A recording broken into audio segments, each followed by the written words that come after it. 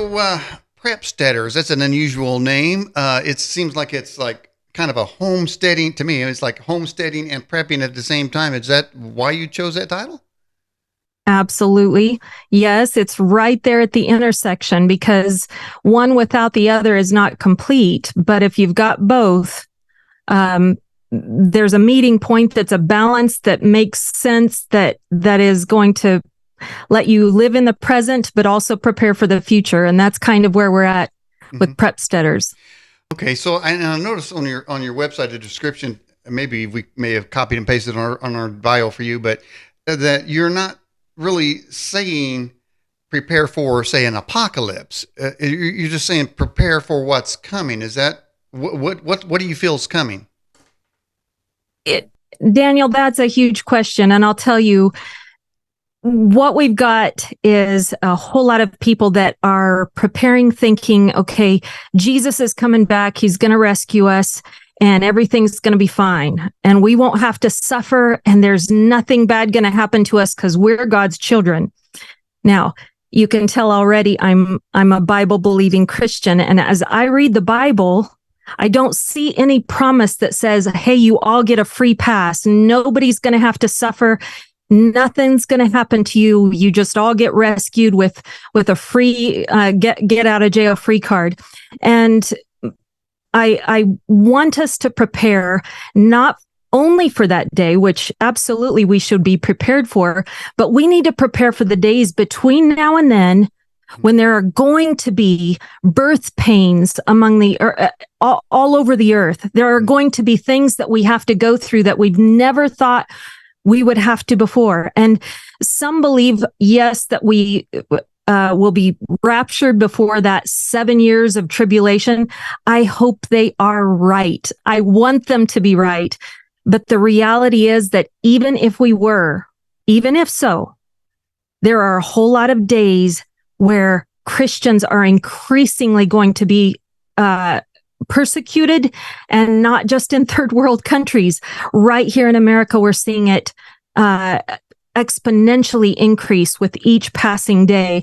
And I don't think the church is ready. I don't think anybody's paying close attention, even though we're catching wind of, hey, we don't like things politically, or we don't like the idea of a one world government. And that sounds so strange and apocalyptic.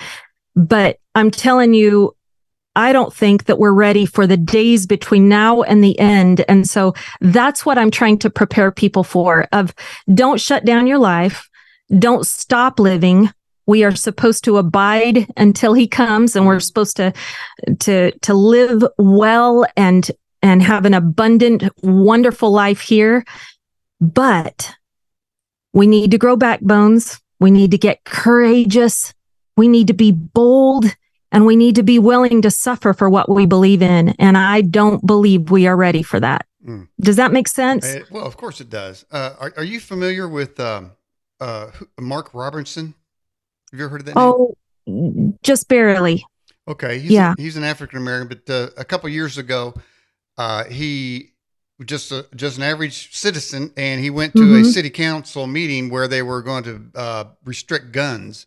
And he Mm-hmm. just lit them up, and it was one of the most wonderful videos ever out there. I And love it. I've probably seen that now that you're mentioning. I probably didn't catch his name, yeah, but oh man, I like seeing people stand up for that. well, right, and so the end of that is what can become of such a thing is that catapulted him. His bold stand catapulted him to run for lieutenant governor of the state of North Carolina, which he is, and now he's running for governor. So my point is, That's he fantastic. basically he's sort of like Oliver Anthony, if you're familiar with him. Mm-hmm. He Mm-hmm. just came out of the woods with a song, and it just skyrocketed Isn't it wonderful? around the system to number one in iTunes and Billboard and Yep. millions. But he took a bold stand.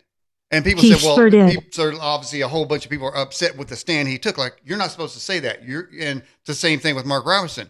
But look what happened to these two individuals when they Yep. took a stand. One went to number one in Billboard, and is in high demand across the country. And his representative is a plumber. And then And now Mark Robertson made it to lieutenant governor, and he's more than likely going to be the governor. And so when you say Christians need to take a stand, we instantly think we're going to take a stand and we're going to lose everything. We're going to lose our battles and we're going to get called out and we're going to get canceled. But you just might have the opposite effect. You just might end up leading a whole bunch of other people to by your example, that they can take a stand and start to push back some of these forces of darkness. I totally agree with you. And I would say even one step further, more than likely, you'll have both things happen. Just like the intense pressure that's against us, where we've got people that are really fighting and just shredding our reputation if they can.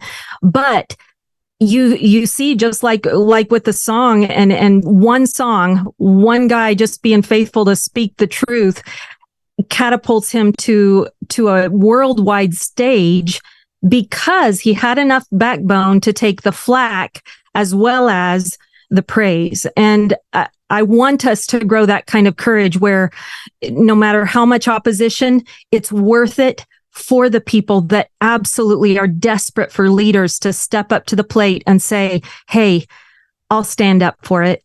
Mm-hmm. I know you probably face a lot of this with your podcast, with what you're doing, and I know I sure do. There are plenty of people against us, but there are also plenty of people that are challenged and given courage by what we step up to the plate and boldly proclaim. Mm-hmm. Well, yeah, I have stood up, and that's why my YouTube canceled my channel.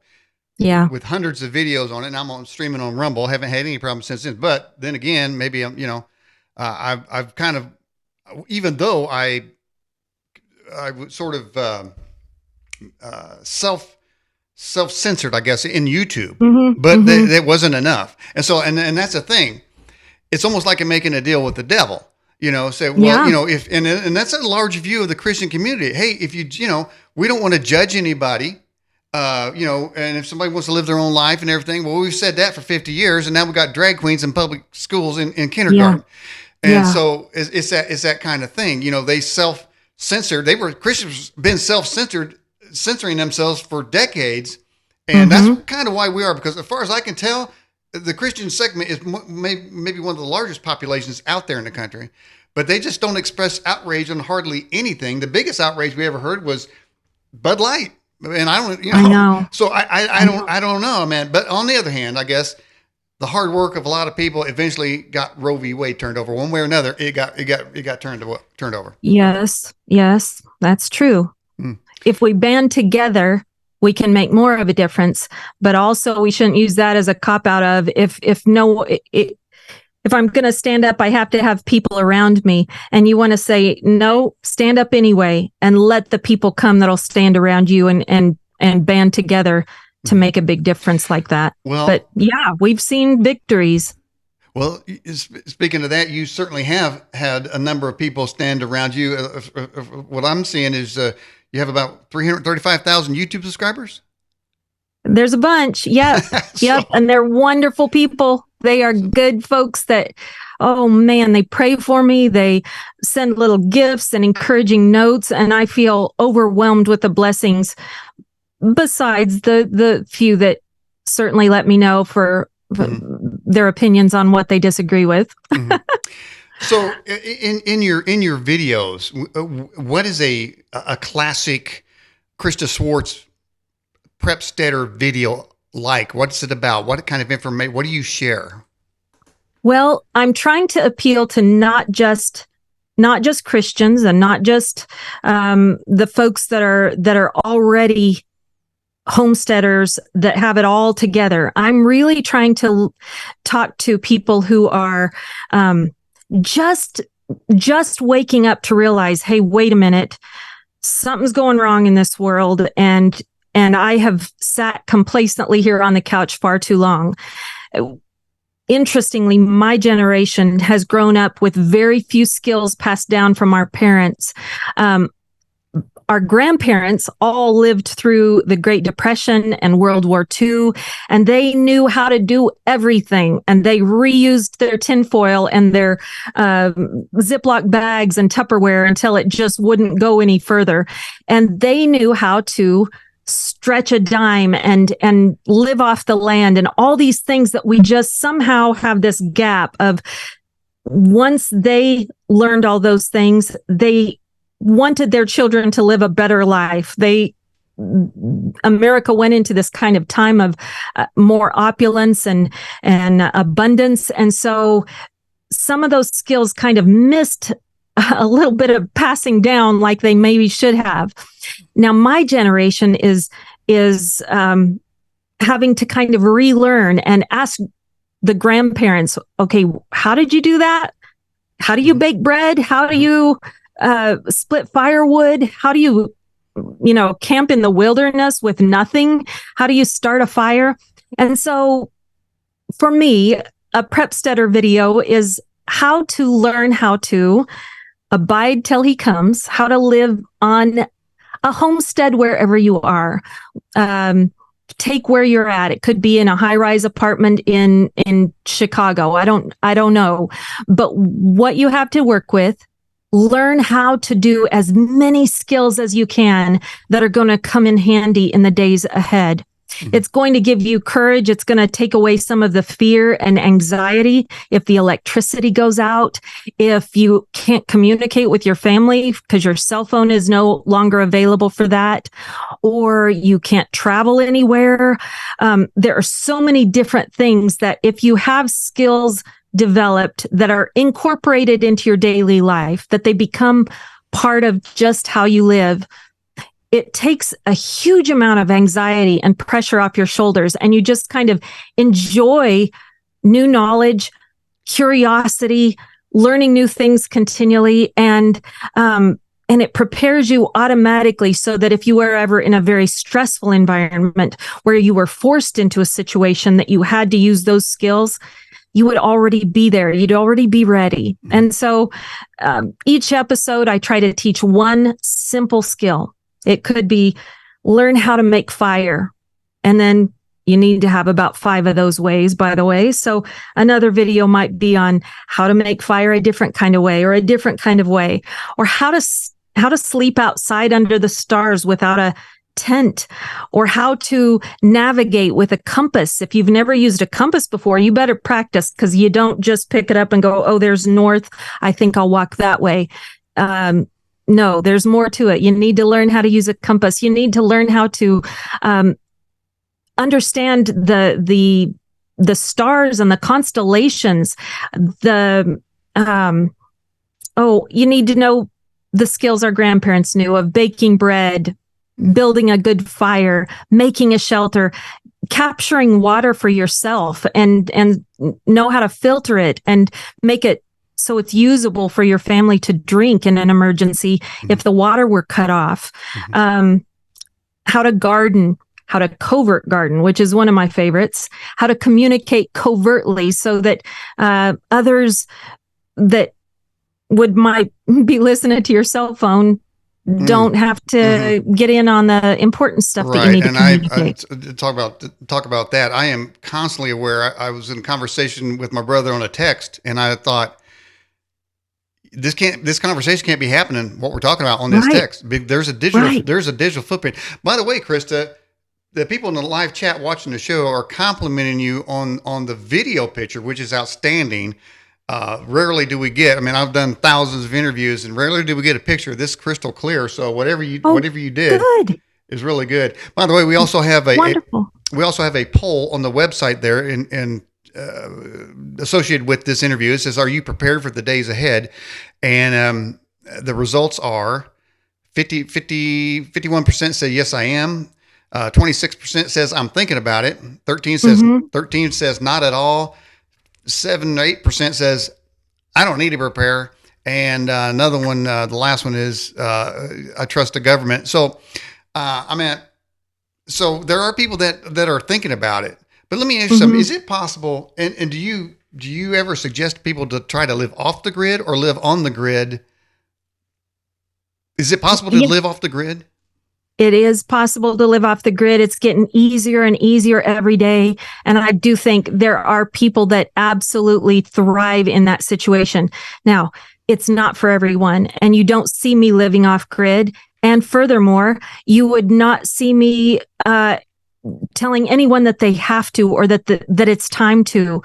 However, you need to be ready to. And so there are a whole lot of things you can do while living on the grid, still with everything plugged into the wall, to prepare yourself for the event that you might have to live off grid. Mm-hmm. But I have a few friends that live off grid. I help people get to that situation and get their systems in place. But I want to tell them in the gentlest kind of way, there is no virtue in you closing up shop on the world and going and holing up in a cave of sorts in your little off-grid private sanctuary and thinking that that's going to solve anything. It's not time to, and there's nothing in scripture that tells us that that's virtuous. It's not even necessarily virtuous to become a homesteader and just practically worship the earth, thinking, oh, we're just supposed to regenerate everything and we're all one in the earth and all of that. We are to take care of it. Homesteading is wonderful. It's fantastic, but it doesn't necessarily prepare you to be courageous and stand up for what you're supposed to in the days ahead. Also, living off grid, as you mentioned, is not changing anyone else's life. Mm-hmm. Is not inspiring the world or standing up for anything that's going to help further the cause of Christ or help someone else around you. And so there's not virtue in that alone. Mm-hmm. But there are a whole lot of skills that you should learn and can learn that would prepare you if you need to go off grid. Isn't it kind of in your opening statement, you said that a lot of people believe that Christians, particularly American Christians, are scheduled to escape the horrors of everything. And isn't I've heard somebody say that the rapture itself was basically kind of an American idea, that the Europeans didn't believe in that. Are you familiar with that controversy? Oh, I hear all kinds of controversies, and there are lots of arguments either way. I think it depends on how you interpret the scriptures. And personally, I don't think we're ever going to plumb the depths and have all knowledge and all understanding until we see Christ face to face. So mm-hmm. I say, let him do it however he's going to do it. And you better be ready for any different version of scenarios mm-hmm. that may play out. Okay. All right. Life Station Express says, Christa, what if you don't own land? So how can you be a Prepsteader if you don't own land? You do it anyway. You're going to be just fine. If you don't own land, start where you are. You can learn every single skill I've already mentioned, everything from capturing water and making it potable and all those skills that your grandparents had through the Great Depression and World War II. Those are not dependent on you having to have your own land.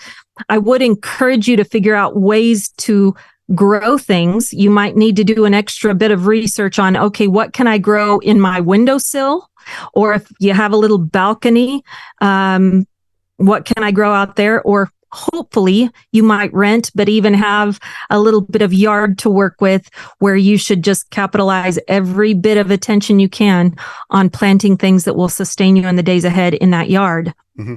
So now as far as the skills, let's talk about the skills of our forefathers. Mm-hmm. Can I say, is that sexist? I don't know.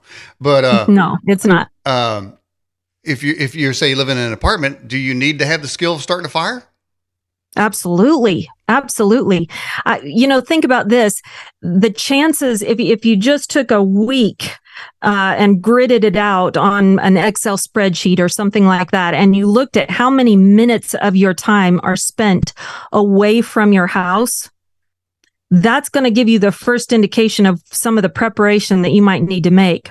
Like if you work a 9-to-5 job that's 45-minute drive from home, and you're there every day of the week except for Saturday and Sunday, that means you very well might be at work when something goes down. And if that were the case, or if the interstates were shut down, you might want to capitalize on, okay, what do I need to carry right with me to have available at all times, like in my vehicle? Do I need to learn alternative routes home that don't require that I get on the interstate? What are the mapped alternative routes and then alternatives to the alternatives. You got to go through, 5 or 6 or 8 different ways that you can get back to your home if you happen to be on foot, or if you need to stay under surveillance or out of surveillance to get there. You would want to consider who it is that you work with and which of those folks you can trust and might need to band together with if you needed to walk home together or pool your resources to make it. If there was a national disaster or natural disaster, there, depending on where we live, there's a myriad of natural disasters that could occur locally that would affect us that are also worthy of preparing for, not just something worldwide catastrophic, When you're preparing like that, well, let's just say you're in a high-rise apartment and word got out in the complex that you've been preparing for years, and then something happens and everybody knows that. Is that something that you think about beforehand that you never should have let people know that? Oh yeah, for sure, Daniel. I mean, that's imperative. I want all of us to think how to live gray man every single day. Now, when you look at me, I hope you don't see prepper. I don't wear camo. You see, I have fingernails that are painted and long. I have lots of people say, "Oh, you're a girly girl." And I smile and I don't defend myself, even though I want to. I want to run out there and say, "Oh, I'll bet you don't have any idea what I can do." But I hold my tongue and I be a girly girl, and I love that. And I want to interact with society and live my life right where I'm at, fitting in correctly with the people I am surrounded by. Not trying too hard, just simply being one of the folks that I am surrounded by. And I think each one of us needs to. If you start looking tactical with your backpacks and your, whatever, concealed carry or just your tough looking truck with the bumper stickers that say what you believe in, be very certain that you are a target, one of the first ones that would be picked off in the event that there is something that goes south and the nation decides to send in some kind of, power that's going to be the new in charge for your area.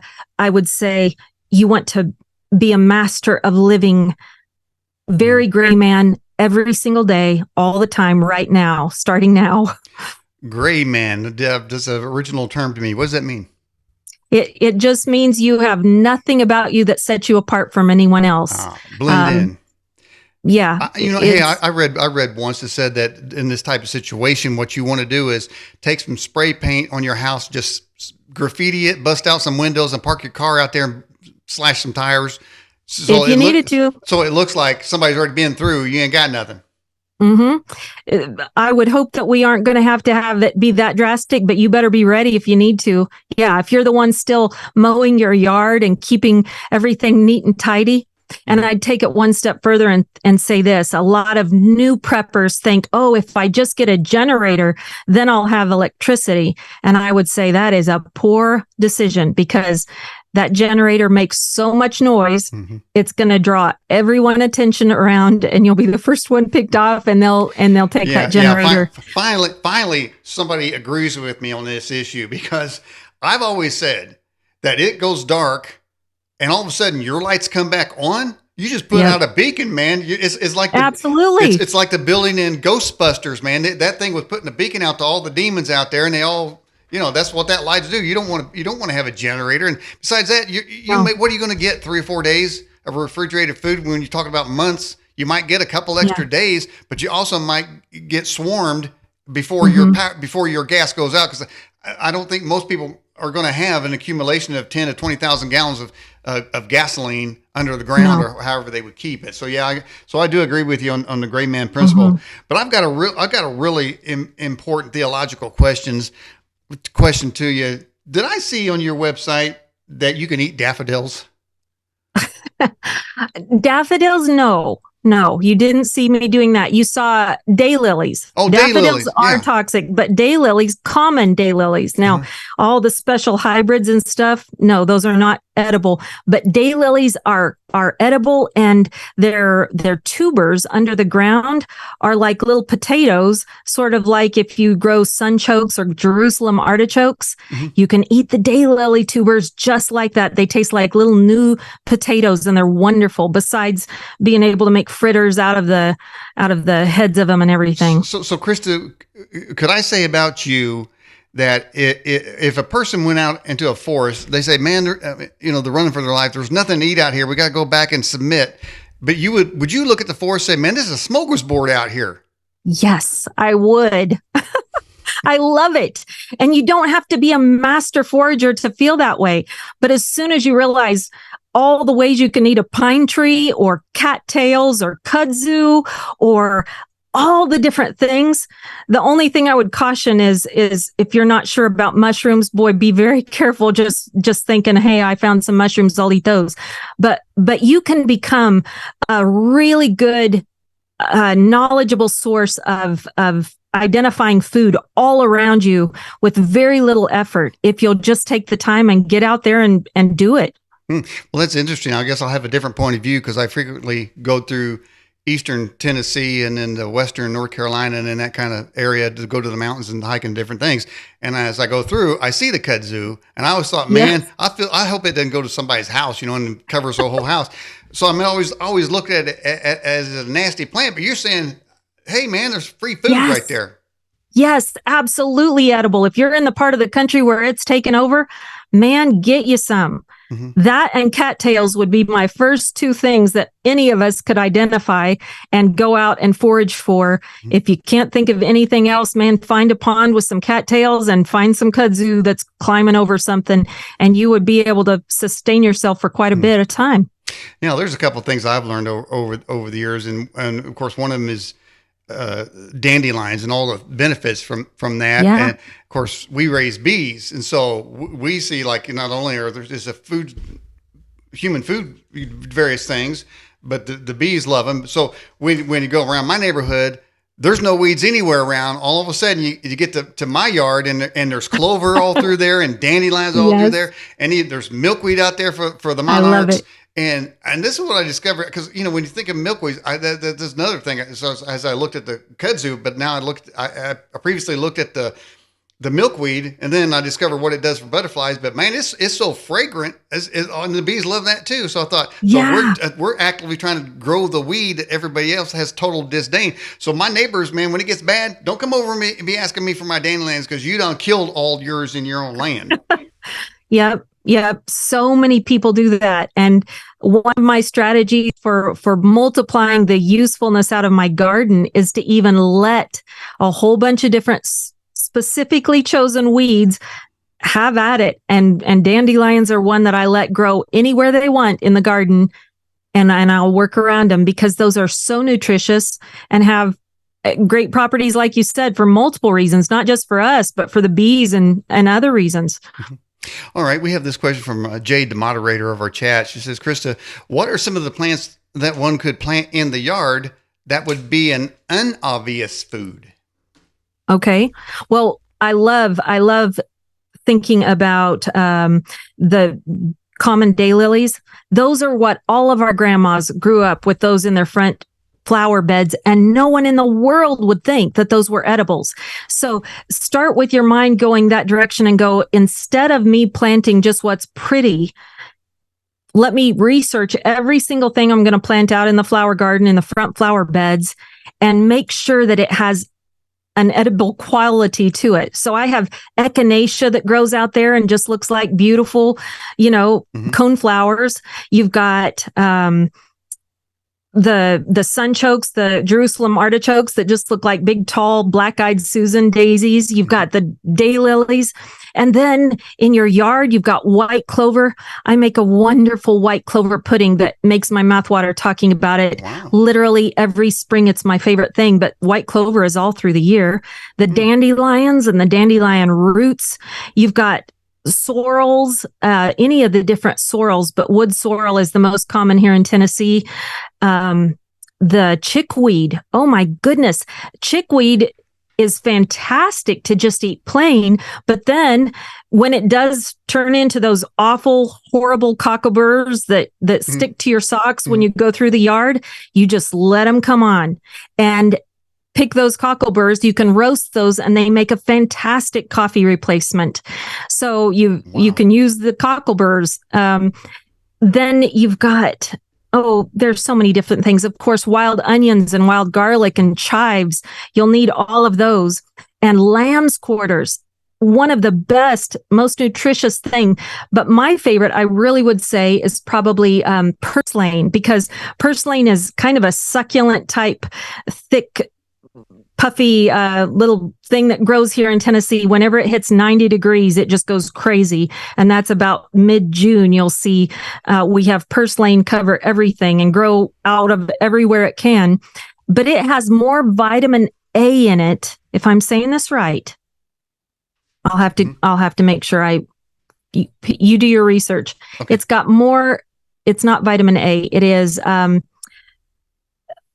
What's the acid that we need that is from fish? What? Oh, I've just now forgotten it. Oh, but babe, don't worry about that. How do you spell that? Purslane. Purslane is Purs. Mm-hmm. I think it has an E and then Lane. Okay. Purslane. Okay, I wonder if I got that out there. I think in South America it's called vertillaga or something like that. They use it a lot in every kind of recipe. But it is one of those superfoods that's extra nutritious. And then I have stevia growing. Stevia is, of course, super sweet, grows right beside my mint. Hey, Christa, was that folic acid? No, it's 2 words. I'll think of your omega-3. We got people in the live chat that really jumping in here. And speaking of that, it's why we eat fish. What's the main thing we get in our fish? All right, people, people watching the show, what is it that we eat fish for? It's acid? Yes. Okay. All right. Somebody's going to get somebody put it in there as a question, and whoever gets it first can get a prize or something like that. I guarantee you they're on it because they love this show and they always want to help out. All right, Doug in Virginia says, what do you think would be the safest state in the U.S. when things go bad? Well, I just happen to have a book here that I highly recommend regarding that. I'm sure you've seen this before, but Strategic Relocation. Have you seen this? I have not. Oh man, this is a book everyone should have.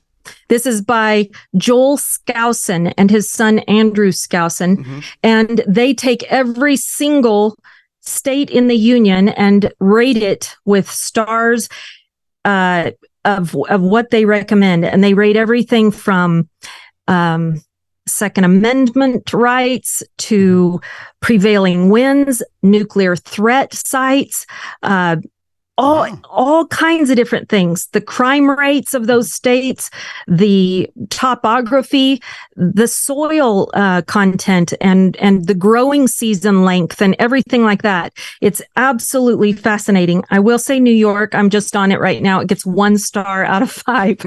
So New York is on the bottom of the list. Hey, let me skip to a chapter. Did you get to Indiana? Indiana, I know rates pretty good. Let me go to it. But I'll tell you, Idaho obviously rates very well. Tennessee rates very well. Missouri, I think, is pretty good. Hold on, let me get to Idaho. And you want to guess how many stars are on it before I get there? Out of how many? Out of 5. Out of 5, Indiana. I'll say 4. You'll say 4. Yeah. Okay, I'm going to hold it up for you, and you're going to tell. We have a super red legislature here. I'll say Illinois only gets 1 star. Of course, yeah, I agree with that. Can you see Indiana? I do. 2 stars. Wow. Wow. But he has really good points that he makes, and he'll give caveats. He'll say, yes, the whole state rates a 2 star perhaps, but he'll say, but then there's this one sliver that I strongly recommend that is exactly the type of folks and the type of place that you want to be. And so he doesn't just throw every state completely under the bus in the event that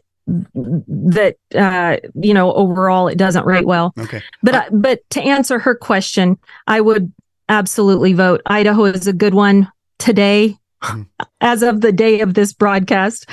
Now, subject to change. By the way, they're saying in the live chat it's omega-3 fatty acid. That's right. Omega-3 fatty acids. Yes, it has more than almost any plant on the entire earth. Wow. Thank you. That is outstanding. So, yeah. So I see on your website or your latest video, well, not your website, YouTube, looks like do you have like a memorize a scripture of the month? Is that what you do? You know what? This is so interesting. I wish I had brought it in here. I had written it down the other day. Just about 2 months ago, incidentally, I was listening to a broadcast from Voice of the Martyrs, and it was a man that had been held for 3 years over in Iraq, I believe, in prison for his Christian beliefs. And then 3 months of that were spent in solitary confinement.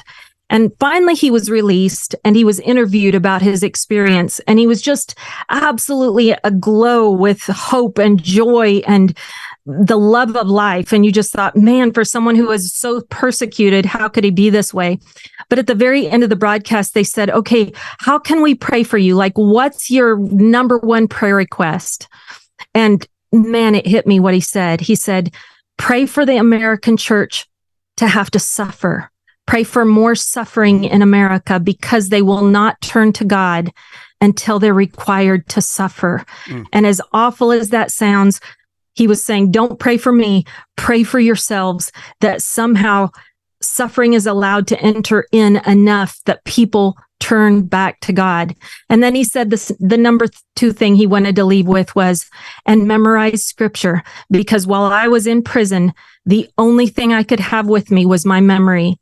And in between my torture sessions where they went and would just, be terrible to him, he would go back to his cell and he would recall every one of those scriptures he had memorized. And so starting a year or 2 ago, we were broadcasting 1 chapter of scripture per month. And I went through a couple of years of that, and my goodness, my original intent was just 12, and I think we have about 30 or so scripture chapters that I've memorized. And so that I don't lose the ones I learned at first, I'm just sticking with these right now. But if I was to encourage anyone to memorize those scriptures, I would absolutely encourage you at least learn some of the Psalms. And my favorite is Psalm 27. And I would memorize 2 Peter 3, because you need reminded what's coming and how you will have mockers that say, oh, but we've been saying for centuries that Christ would come. You're just full of hogwash.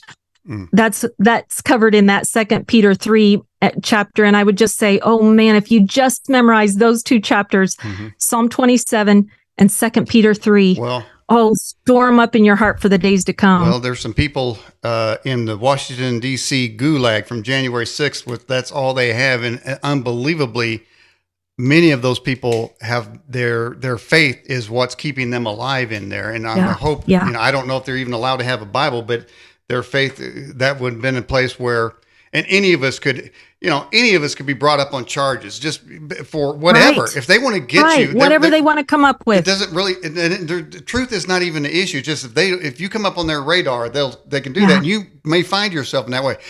But so I have a thing here. I want to do. I've never done this before. You mentioned Psalm 27. So why don't we go through that and apply?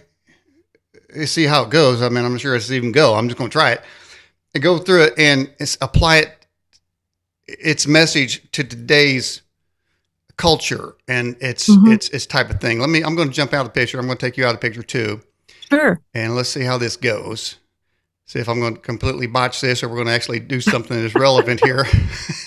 But let's do it. Here it is. All right. So let's roll it. This is Psalm 27. We'll go down each one, and you give. Maybe we'll do every other one or something. We'll have you start here, and as this comes up. So, if Christa, if you want to, then go ahead and read that and give what that means. How do you apply that to today's culture or to today's people? Absolutely. The Lord is my light and my salvation. If we just stopped there, remember that the enemy, that Satan himself, is masquerading as an angel of light. And I think when I quote this, I'm declaring, I will not be deceived by any false lights. I will not let anything come in between me and the Lord, who is my one and only singular light. He is my light and he is my salvation. And because of that, I have no reason to fear. There is no one else that can compete with my God, who is sovereign over all. He is the strength of my life. And because of that, there is absolutely no reason that I have to be afraid of any other entity that's going to come against me. If I only took this one verse, it might be enough. If you really internalized it and believed, if God is the only one, the only light and the only source of your salvation, you have no one else that can compete against you and have victory or make you cower in fear. Mm. All right, now I'll go ahead and take this one here. This would be Psalm 27:2, and see what it says here.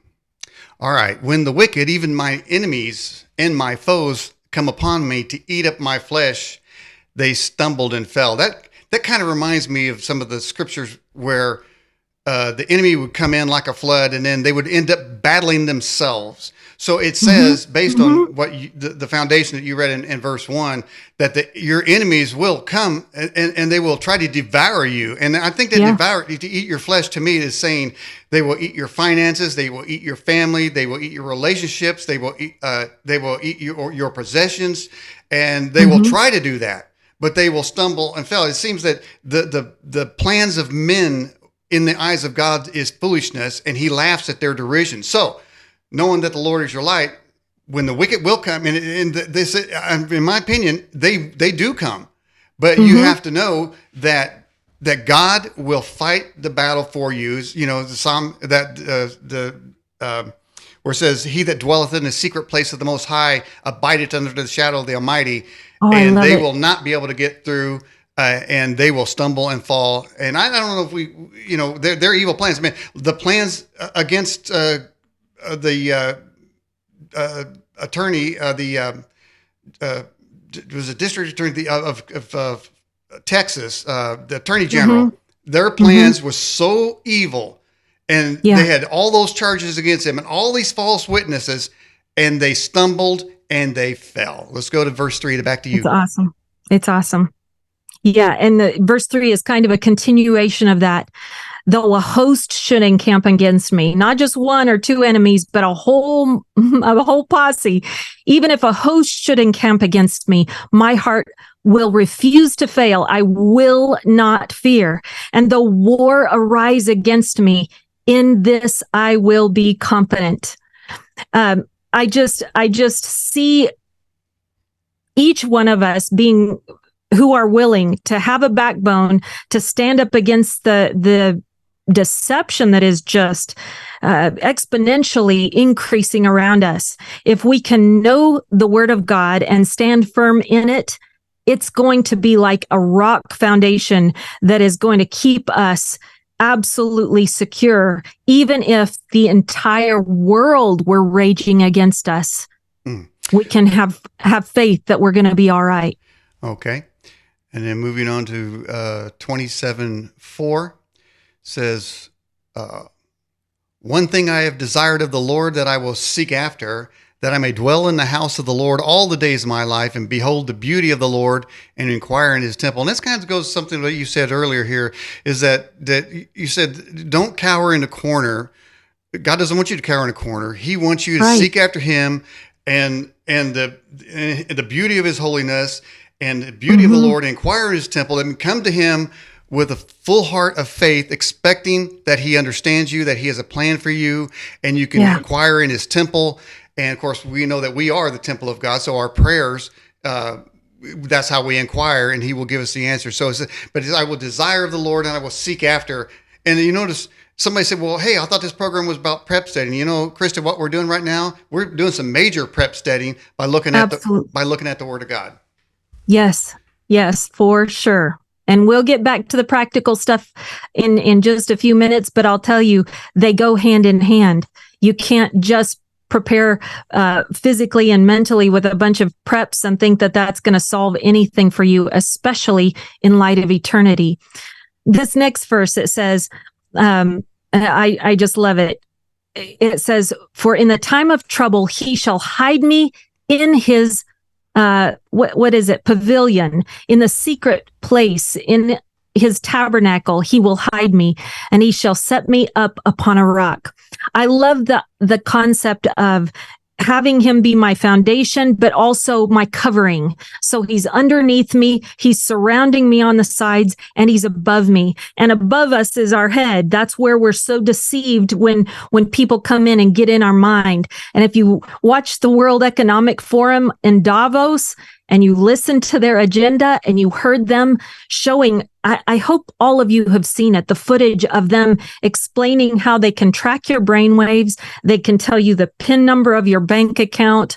They can tell you who you're fantasizing about in your office across in the other cubicle. They can describe what you are seeing in your brain without you even describing anything, without you saying a word.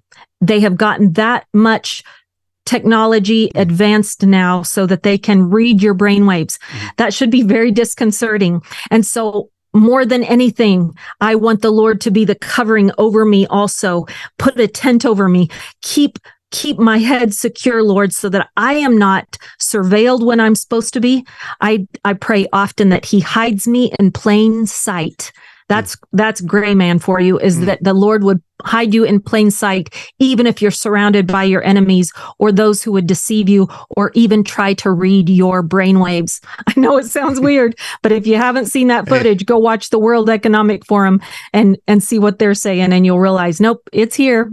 Well, I think we've all experienced where we were thinking about something, all of a sudden it appears in Amazon thing. Isn't that interesting? Yeah, and as things come up like that. Verse 6 says, and now shall mine head be lifted up above mine enemies round about me.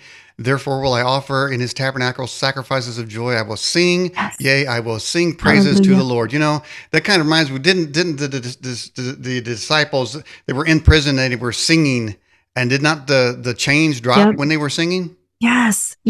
What a story. And it's worth going back and rereading, because what a glorious, if God can do it once, he can do it again, or he'll do another unique way of doing things. I love reading stories like when he had the axe head float up out of the water, float up to the surface of the water, and an iron axe head isn't supposed to float. Or, the stories of things that he only did once. And he may repeat the same technique again, or he may use some other completely unique version of how he wants to take care of his children and rescue us. But you're absolutely right.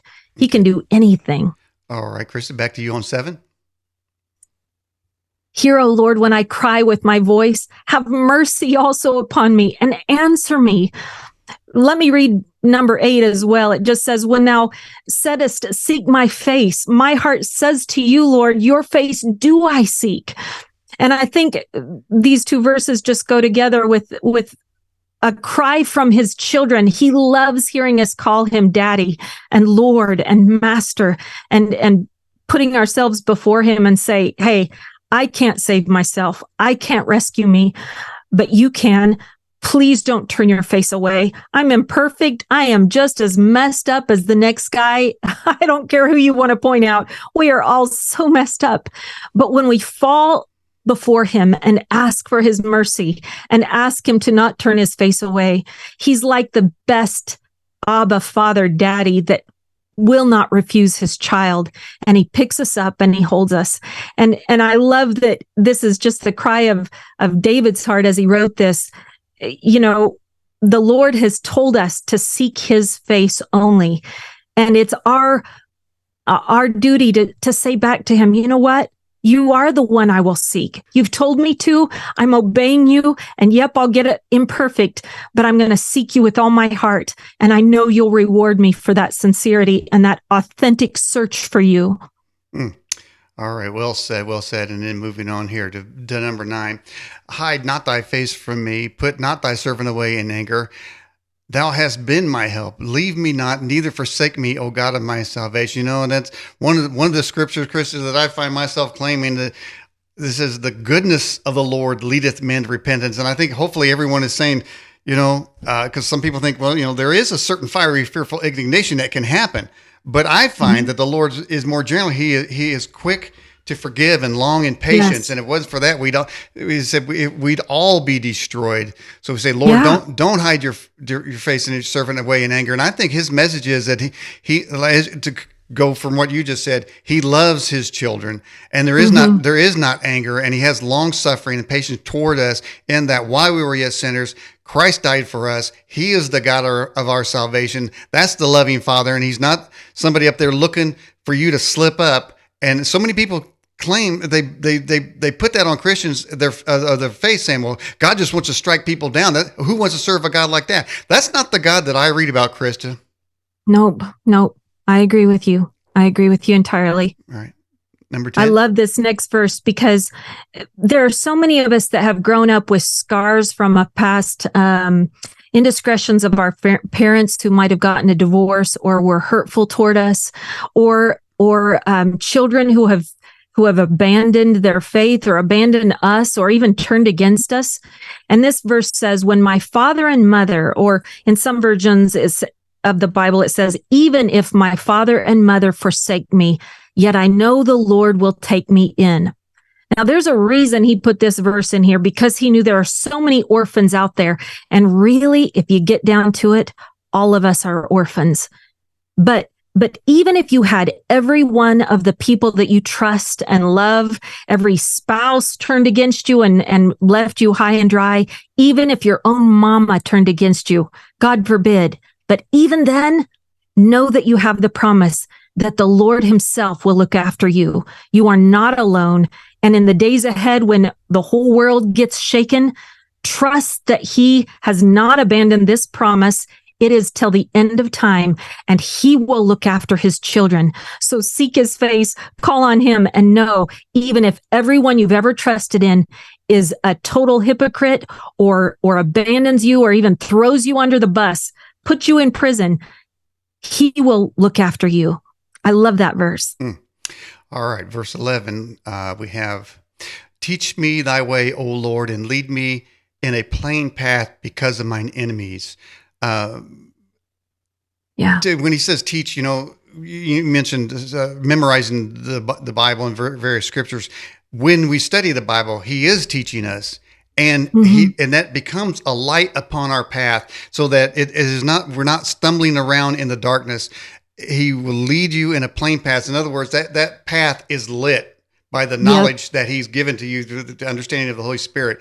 And and of course, we're saying, I need to know because my enemies are out there. So this is a realization that they know that we as his children, we need to be taught, we need to learn, and we need to seek his face and understand. He said, God speaketh once, yea, he speaketh twice, and it's a matter of kings to search a matter out. And when you search those matters out, you become a king and a priest for the Most High. Isn't that beautiful? I love that. Yeah. We're getting down to the end, just so you know, you guys. But this is a great verse. Deliver me. It's another plea. Deliver me, Father, out of the will of mine enemies. For false witnesses have risen up against me, and they breathe out cruelty. My version says they breathe out violence. But like we read in the very first couple of verses, no matter what comes against you, no matter how many enemies you have and how scary they look and how violent they are, you can pray this to the loving God who is looking after you, that he would deliver you out of the will of your enemies. That's sort of my prayer of hide me in plain sight, oh God. That's kind of a take on this verse right here of whoever it is that's around me, that's opposing me. Oh, you're the one in charge though, and your will is what I want. So deliver me out of their will and have every single thing that you want accomplished with me done before I take my last breath. All right. And Psalms 27:13, I have fainted unless I had believed to see the goodness of the Lord in the land of the living. It says, I had fainted unless I had believed the goodness of the Lord in the land of the living. Right there, it says, if you believe in the Lord, then you will remain in the land of the living and you will see his goodness. You know, it says, you have not because you ask not. Of course, then you got to watch how you ask, because you could ask amiss, and you heap things upon the lust of your flesh. But he wants us to believe in his goodness, and we won't faint. We'll run and will not faint. We'll walk and not be weary. We'll have dreams. I mean, there's a beautiful life that he has for those in the land of the living. We get this to be overcomers in this land and in the life to come. What's a beautiful promise from the Lord? And Chris, you want to finish this up on 14? Oh, I love it. Yes, yes, yes. Wait on the Lord. So be of good courage, and he shall strengthen thine heart. Wait, I say, on the Lord. Oh man, if you aren't encouraged and inspired to learn this whole 14 verses here, I hope that you look at it and read it again after we get off this podcast, because truly, there is nothing else worth waiting for. There's nothing else worth living for. Say you became a master prepper and you preserved your life by one day, which it says in scripture you can't even do that. But hypothetically, let's just say you were able to really just do some crazy thing and lengthen your days by a few. What would that matter if you didn't have Christ? And so I love that in this scripture, I'm seeing this prayer that's encouraging and inspiring us, saying, man, be courageous, stand up, have a backbone, for Pete's sake. Let the Lord strengthen you with his power and his strength, and it's going to far outshine any kind of strength or courage or preparations you can make in your own physical being, or that this world is going to offer you. Wait for him and take courage, be strengthened. And it ends one more time just saying, and wait for the Lord. All right. And thank you for that. And I hope somebody was encouraged by that. And I tell you that if there's something to memorize, that certainly would be. All right. We have this question here. It says, this is from Gio Ninjo. What do you believe will bring on the end of time? Man, that's a good question. I'll say a couple of things that I don't really think it will be, and that is we may see signs in the heavens, and that's what scripture tells us. We'll see signs in the heavens, but I think that we will bring about a lot of the destruction on ourselves before the Lord comes himself and actually rains down fire. We know that the world is destroyed by fire. I don't know how that works, what that's going to look like, but I don't think it's just going to be an accidental solar flare that catches on fire on the world or something. No, we're going to know specifically what's going on, and it will be a direct act of the wrath of God when he comes. Now, between now and then, which is the days that I'm preparing people for, the days before he comes again, I think that we're going to wreak a whole lot of destruction on one another. And just a couple of the things that I think that you should be prepared for, that I am preparing for, would be national lockdowns. I thought it was interesting that they've got scheduled for October 4th, an emergency broadcast system test that will go over the entire United States, where everyone supposedly will get that text on their phone, or the beep and the test of the emergency broadcast system. There are going to be national mandates and lockdowns and things that come into place that are sinister and wrong that we'll see in the near future. I think you should be preparing mentally and physically for a situation like that. Also, nuclear threats. At any moment, we could experience a nuclear attack on our country. And I think that you should look into what you need to do to get you and your family prepared for a nuclear attack.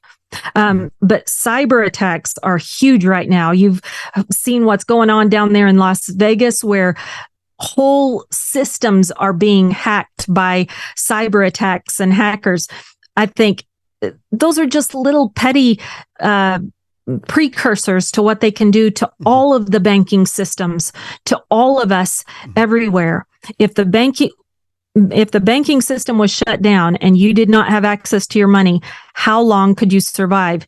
In the event that your cash that might be on hand is worth anything, you might want to already be thinking about that, because I think we'll experience some of that. And then just tyranny and control and fear, where they get people to turn on themselves. We noticed that back in the COVID era, right there in 2019, beginning of 2020. It was so interesting. Some of the news stories that we were seeing where airlines didn't even have to have people go and be escorted off. They got the people to ostracize each other if they didn't have their masks pulled up over their face. And if they can get the people to turn on each other, what a danger. And be watching for that, and don't fall for the tactics that you're going to see in the media or in airports or in large concert venues or large gatherings, where they've just strategically manipulated things enough that we start all turning on one another. I'm just telling you, it's coming, and those are all birth pains right before the end. So, Christa, on your website and on your YouTube channel, you show people how to grow things and to develop different skills. Do you venture into health, such as building your immunity to, say, guard against certain viruses? Yeah, and there's so much of that out there. For sure, I'm going to have my own elderberry bushes growing, and those are great. Get some elderberry bushes growing around you.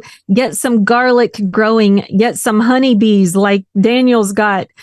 Get some, if you can get garlic and raw honey and elderberry and some of these things growing right in your yard that are simple and easy, not super complicated. That's going to go a whole long ways at building your immune system and preparing you for when you might have to be your own doctor. But there are also great books I've got on my shelf of what to do. What's the one that's called Where There Is No Doctor, I think. Yeah. If you haven't gotten that book, that's a good one to get. Not real fancy looking, but you might want to have some skills like that for sure. Now, do you live on a farm? You know what? I don't. I live in what I call the big city, even though most of you probably wouldn't call it that. I live right near Nashville, Tennessee. And I'm from a huge, big old ranch out in Oregon where my family is. And of course, they are trying every day to woo me back there. I would love to be out where they are with a whole lot more stars to see overhead and privacy and all of that. But right now, I am not in the ideal situation. I'm like very many people. At this moment, I rent a place. I don't own my own place here. And I live in sort of like a subdivision type place where I can see a whole lot of neighbors around. So a whole lot of what I do has to be rather covert. Well, that really goes to your credibility too, because, people assume that if you have a word like Prepsteader, that, you're got underground shelters and you're way out on the top of a mountain somewhere and you've got it made. But most people live in situations like you just described. Yeah. So your attitude, so that they can't say, well, that's not me. I can never do that. But look where you're at right now and look at the difference that you're making, which is impressive. All right. Thank you. How can you go gray man and still speak openly about God? That's a great question. I was listening to the first half of it and going to give you some ideas. But when you say, and speak openly about God, I'm going to just tell you right now, it's only a matter of time where to speak openly about him will likely get you in some sort of hot water wherever you find yourself. But the way that we hold that day back from coming close is by all of us having courage to step up to the plate. Just like the college students down there at Auburn University this past couple of weeks, you've seen how so many of them have stood up and confessed their sin openly, even their sin. I mean, that's not even what we're requiring from everybody. You don't have to yell that out. but they are so hungry for God. They want to live differently. And those are young people. Those are the future. So praise the Lord for that. But the more of us that are willing to speak up and speak out and be baptized in public and to live our faith out loud, it's going to hold back that day that is coming when we will be persecuted far more and we won't be able to go gray man. And I want to encourage you when that day comes, you be proud to not be a gray man on that day. When it comes, you stand up boldly and say, nope, I choose Christ, and he will take care of you. Even if it means giving up your life, we've still got all eternity ahead. This life is like this much, and then we've got the expanse of all eternity beyond this. So who cares if we suffer for a little while? I say that very glibly right now, but if I meet you in prison, remind me that you heard me say it that way, because I will need reminded. My faith will be tested at some point, and it will be hard to remember, oh yes, this life is so short. It will be worth it in the end, because that's when life begins, as soon as this one is over.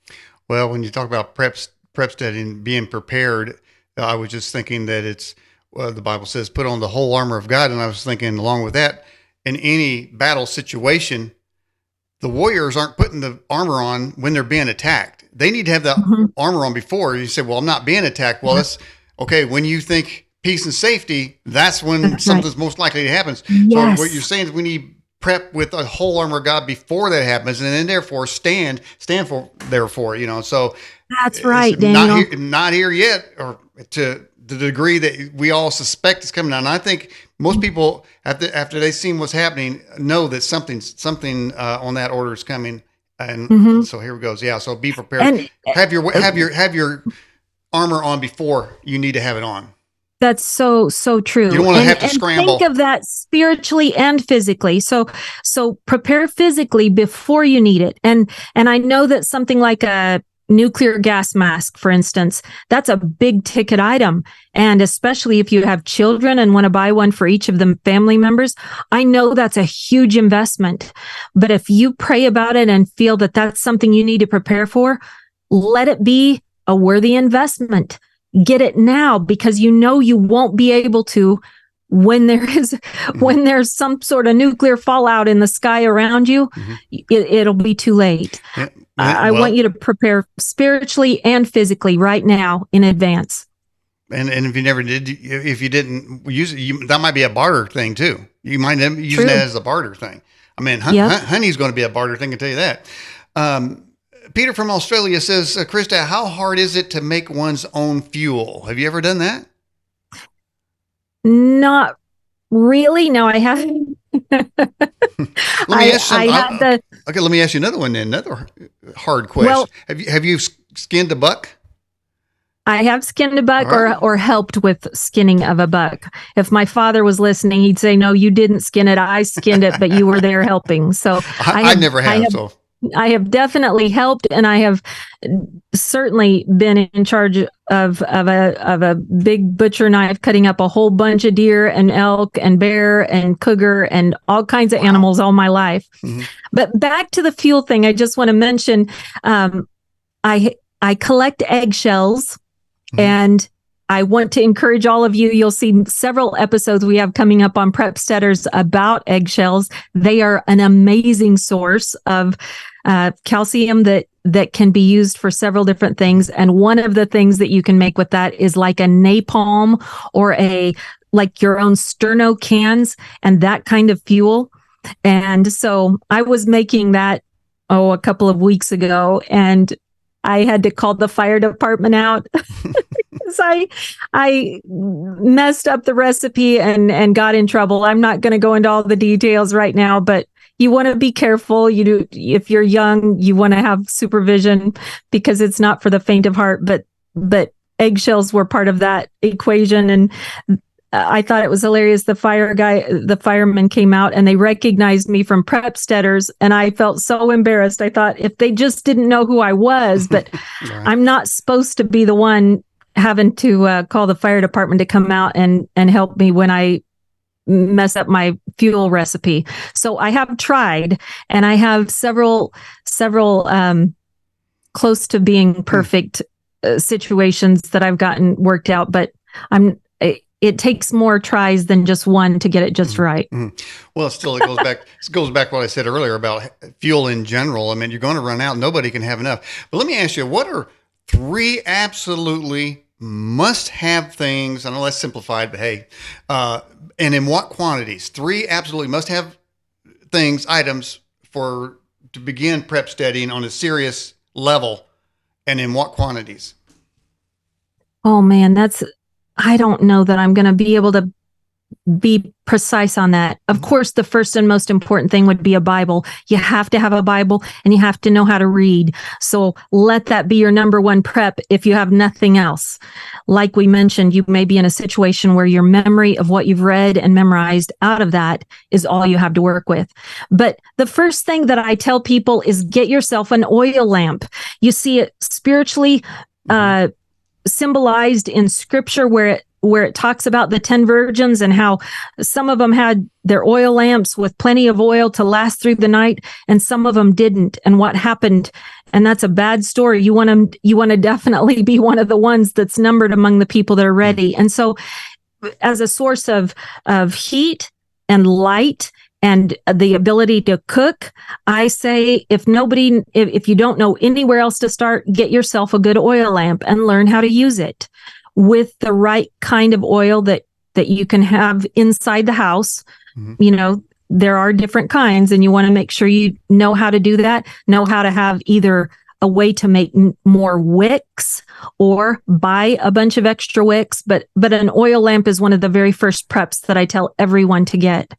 As far as other things, do you have long-term food storage? I do. So I do. You sort of complements as you're building your knowledge of how to survive. You have sort of a cache of the long-term food, and then you learn how to cook and eat things out in the forest and in land, and develop your own self-sufficiency. Is that what I'm hearing? Yeah. To answer your question prior, though, to this, one of the things that I have is stored meats. Now, you can learn how to forage all day long, but if you live in town, especially, it's going to be very difficult for you if you think you're going to go out and hunt or trap or, eat the mice in the wall or whatever you have in your mind of what you would do in an emergency. I don't know, but you can buy emergency freeze-dried foods that last up to 25 years, or you can bite the bullet, save up all your money, scrounge it together. Don't go to Starbucks and get your coffee every morning until you have enough to buy a freeze dryer of your own. And so I've got a freeze dryer that when I originally got it, I thought, I'll freeze dry all of the garden vegetables. But in reality, no, you want to forage or use as much fresh as you can as far as vegetables go. But proteins and eggs and milks and things like that, it's not something that you can replicate unless you have a cow that nobody else knows you have and is a source of milk and then meat at some point in the future, or chickens and things like that. I would just recommend you either store preserved meats and proteins or get yourself some means to make your own. So many of the freeze-dried ones that you can get from the different companies have so many preservatives in them or additives that it's atrocious. And they don't taste good. But if you can preserve your own by freeze drying, you'll be amazed at how you can season them perfectly. You can get them so that they store for 25 years with no further effort on your part. And it's lightweight because all the water is gone, So I would really say, if I was telling you just 3 things, of course, the Bible, an oil lamp, and probably stored meats is going to be one of those things, because you're going to need a source of protein where you can go out and learn to forage everything else. Okay, Christa, so it's going down, and you're scrambling around. The evil forces are heading your way, and you slip and you cut your arm. You don't have any medical supplies. You got to go out into the yard to get something, what would you get to put on that cut? Well, first, I'd grab sugar and pack it with sugar. I don't know how deep the wound is that you've got, but for sure, one of my favorite things out in the yard, once I got out in the yard, would be the comfrey, because comfrey is known as knit bone and is just one of those miraculous. I've never heard of anything else that works like it, where it actually mends bone. And comfrey makes your skin it makes cells regenerate, and it fuses the skin back together and brings healing faster than anything else. Even just wrapping it in a leaf right out of the yard. Yeah. Didn't it seem that the Indians knew this kind of information? Yeah. And until the pharmaceuticals took over and said, "Hey, we can give you something synthetic, and then you can suffer with the consequences of that." All right, so there's been an attempt on the Prepsteader to poison him. Again, the hospital's closed. I mean, there's no doctors running for it. You got to go out there for you just ingested poison. What do we got? What do we got out there? The first thing I grab is my activated charcoal, and you'll see us in a Prepsteader episode in the future where I show how to make your own activated charcoal. But here in the house, I have plenty of already stored activated charcoal, and that's going to help a whole bunch with that, taking out any kind of poison or overdose of some sort of something that you need to get out of your system. So you described a little bit about where you live and the environment that it's coming to mind. Can you walk around your rented space there, or is there stuff everywhere? I am so thankful I have a wonderful yard out back. And I use it as much as I am able to without being too obvious. But then, yeah, I have things tucked away, and I am a master strategist of hiding things. So if you were to come into my house, you would not know that I was a prepper. You would not see shelves of canning goods, which so many of us, it's hard to find good places to store canning goods. And I would recommend you don't store those anywhere that they can be easily come upon in your house, unless you're willing to give up that entire pantry to whoever enters your house to take your things. But no, in my house, I've got it all strategically tucked away. All right. So I've over the years, this show's been going on since 2003. So over the years, I've had preppers, survivalists. I mean, the whole gamut, the whole rainbow of that. And Prepsteaders is a whole new kind of segment for me. But typically, I'll ask this question here, and I've asked other guests, and I'll ask you now. When it comes to knowledge of looking, preparing, and think of things strategically for future events, in a lot of cases, the person is mocked and misunderstood, ridiculed, even to some extent. The time comes that it's breaking down, and those ridiculers remember you. And now they're coming to your house. Do you share? What's your perspective? I'm going to say that the Lord is going to have to lead each one of us according to what we need to do. Ideally, I would be out away from town on a place where I did not have that become an issue.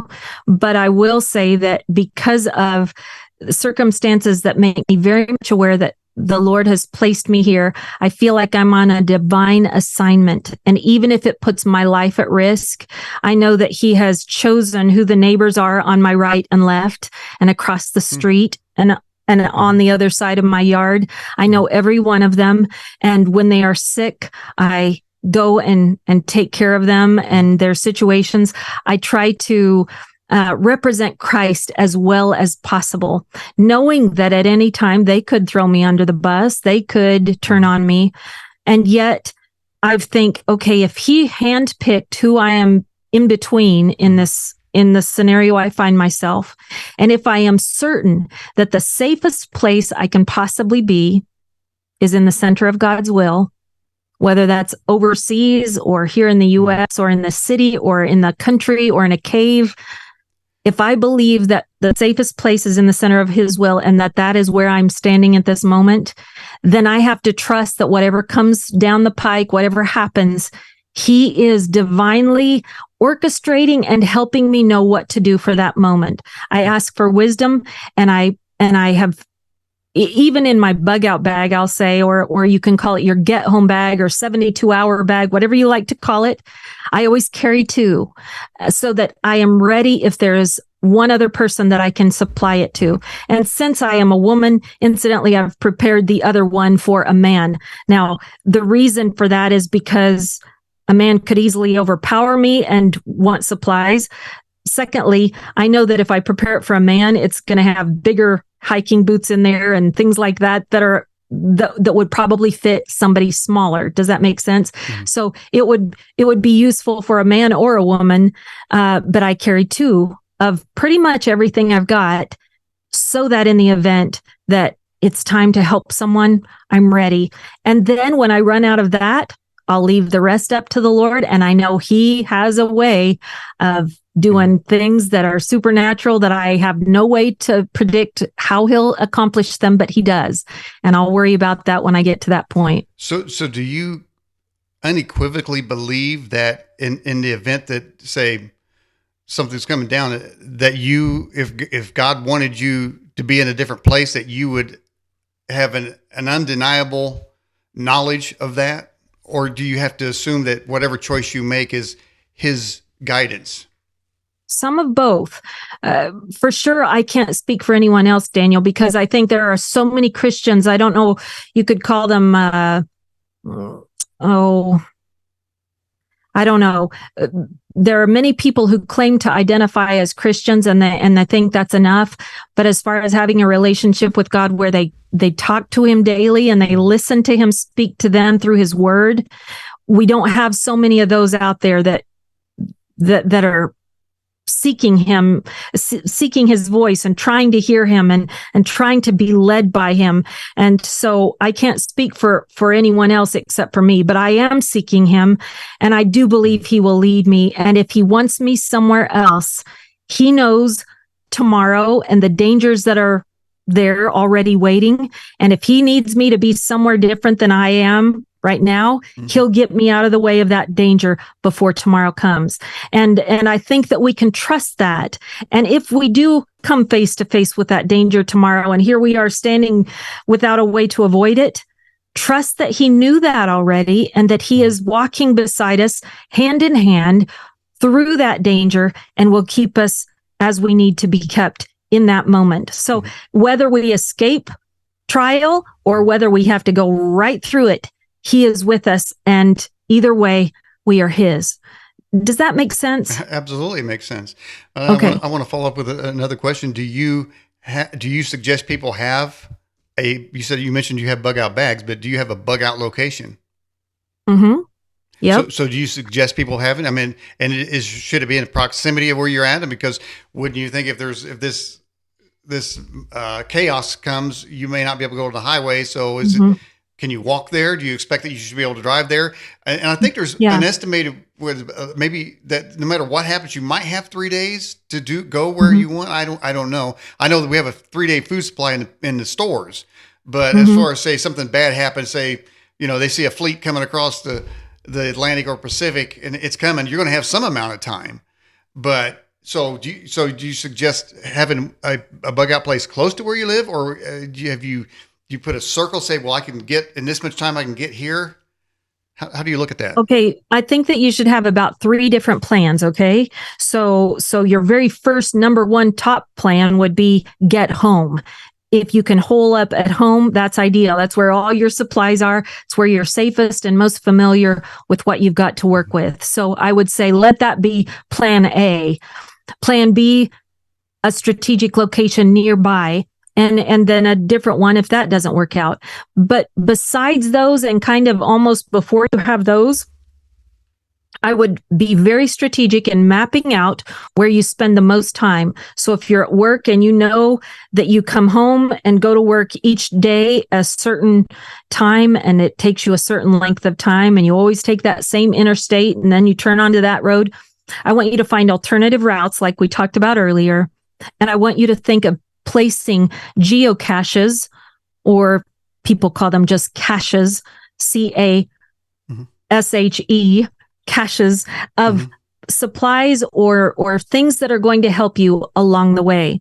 So if you were on foot, you would say, okay, I know that under such and such a log out there on the greenway, at a certain juncture, hidden in a certain place, if I can just get that far, if I'm on my way home from work. So your plan A is to get home as your bug out location, and you have geocaches with supplies along the way. It might be very small, but enough to keep you morally and physically stable until you get home. And then evaluate, what do I have to work with? Which family members have made it home? Who am I needing to look after? And if I need to reevaluate the plan, then go to a bug out location that would be away from home. But that is going to be so much more difficult. You've got to be absolutely sure that you're going to be far safer if you got to that than where you are at home. If you are on your own property, think of ways to fortify it. Think of ways that I don't even want to say them over the internet right now for you, but I want you to be curious and strategic and unique in your plan so that nobody could predict that particular closet that's just the linen closet has a floor that opens up, that you can get down to a lower level, that you could get somewhere underneath the house, or at least out to the shed to escape, or whatever. Or I don't even want to give you all the ideas, but I want you to think outside the box for yourself and do your very best right now before a crisis to fortify and come up with unique, enjoyable, interesting, unpredictable ways for you to hide yourself and your family and your supplies right where you are, even in a rental or even in town. Mm-hmm. What is your best sense on everybody wants dates? I'm just asking for general. Are we seeing something on a catastrophic scale in the next year, couple years, you think? What's your spidey sense on that? Well, I do think we're going to experience a definite financial situation across the United States. And I know that there are many of you that are watching that are in other countries as well. Could be in more than just the United States. It could be more of a worldwide situation where within the next 12 months, I think we're going to see some definite huge changes in the whole financial currency system around the globe. Mm-hmm. And especially that will be disruptive here in the United States. Mm-hmm. That's one thing that I think that we should prepare for. Mm-hmm. That's going to affect a lot of things, but I also wouldn't be surprised at the cyber attacks. That sounds minor, but now that we have AI technology that can replicate my face, my voice, my mannerisms, mm-hmm. the blink of my eye, everything, we're going to see deceptions that creep in through media posts and social media and all kinds of things that are all related to technology that has been twisted up or hacked. So the surveillance on your phone and your GPS and every single one of these webcams and you name it, every laptop, every refrigerator, every dishwasher now can see you and listen to you and track you. I think we're going to see a whole lot more of that. Do you cover the camera on your TV or on your computer? Well, I don't even own a TV, so that's not even an issue. Okay. But I have black electrician's tape over everything you can possibly imagine. Wow. And I think it's just fine for anybody to.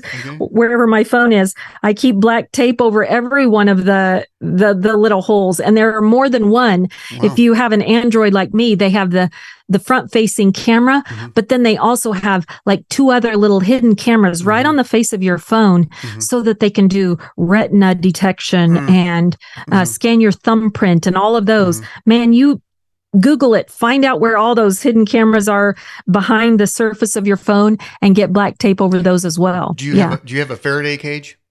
I do. I have lots of those. All right. All right. Well, we're getting near the end of the broadcast, Christa. Let's get this one last question. And you mentioned about communications, and that's going to be an interesting concept to deal with in this whole view of this matter. And so somebody asked, do you have a shortwave radio, or what's your method of communication when it goes south? I do have a shortwave radio. I do have a broadcaster's license. I think that everyone should have something, even a simple shortwave radio or ham radio. Go ahead and get licensed. It's not very hard to do. Mm-hmm. I think that those things are really important to have a couple of different systems ready for you to use in that event, and get the kind of world band radio that's a hand crank and solar, both, so that if you're outside, you can get the sun to take care of it, charging up. If the sun isn't available, you can hand crank it yourself from inside and have that power it up. Mm-hmm. So yes, those are very important, but then come up with all kinds of things. If Ben Franklin himself came up with a secret code to write his own journals in and for his family, why would we think it's weird or strange for us to do that? It's a fun project. Go for it. Come up with your own secret language for your family, or secret symbols that mean things, or ways to communicate that nobody else in the world would be able to decipher except for you and your mama across the United States, So you don't watch TV, but there was a series called Yellowstone, and in the series, the people that own this Yellowstone ranch, if somebody crossed paths or got in their way, they'd kill them, and then they would take them to the train station, which was a very obscure place out on a desert road and a hillside where they dumped the body. So let's take them to the train station. So that's kind of the secret language one can develop. Well, hey, Christa Swartz, I appreciate you so much coming on the Edge broadcast. Tell people a little bit about your website and YouTube channel, what they can find there. And yeah, if you don't mind, let me just give one final word to you, because I would really love to just say, this is what I would recommend for everyone. Decide what you believe, decide what you're willing to die for, and then let that be what you live for each day between now and when your life is over, whenever that is. Mm-hmm. Decide what you're willing to put your stake in the sand in for, that you believe, and that you're willing to die for even, and then live for that each moment. Let that belief system infiltrate everything you do, and it's going to change how you live and look at each other, and how you serve generously and live with hope for what's coming after this life. But you can find me pretty much anywhere on the internet at Prepsteaders, prepsteaders.com, prepsteaders.tv is our YouTube channel. You can also find me under my name, which is just ChristaSwartz.com. So I hope that you'll connect with us. I would love to hear from you if you've watched this broadcast, and I'll be sharing this with our viewers as well. But if you've watched this and connected through it, will you just let me know? And I would really enjoy getting to know all of you.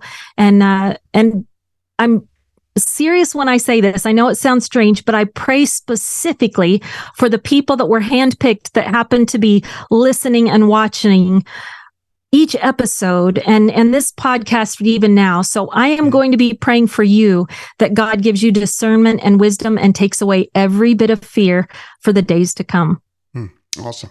Okay. Well, Christa Swartz, I appreciate you coming on the show. Can we have you on again sometime?